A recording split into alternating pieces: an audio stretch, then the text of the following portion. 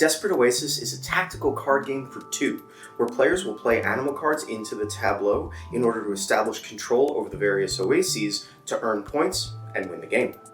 Each turn, you will either play 2 cards to your side face up, 1 card to your side face down, which can be a really strategically interesting thing to do, or 1 card face up to your opponent's side of the battle line.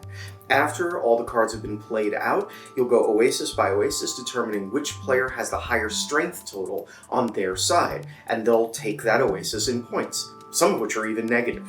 Now, for such a small box game, there's actually a lot to offer in Desperate Oasis, and we don't always love these battle line style games, but this one is a lot of fun. Some of the things that make it work, first of all, when you play animal cards into your tableau, they'll do 2 things which is really cool. First is that when you play into a column, an animal will pull other animals of its type from adjacent columns into it. So you have to be strategic about not just where, but also in what order you're playing your animal cards to control the flow of how they're moving on your side.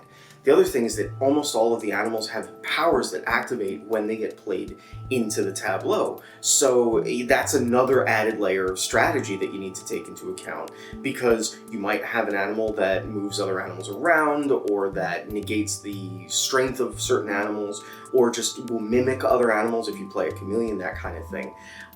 But actually, our favorite aspect of this is the fact that you can play into your opponent's side, which adds a really interesting strategic wrinkle, because there's a limited number of cards that can be played per oasis per side. So there's all this layers of simple strategy that come together to form a really fun gaming experience. And not just that, but it actually looks really cool. The art is really neat, and weirdly, the rulebook is hilarious, which is not the reason to recommend the game, but is actually still a really fun thing. Overall, small box game, simple teach, lots of fun. Totally recommend you check it out. And that's it. Hey, Meeple and I thank you for watching.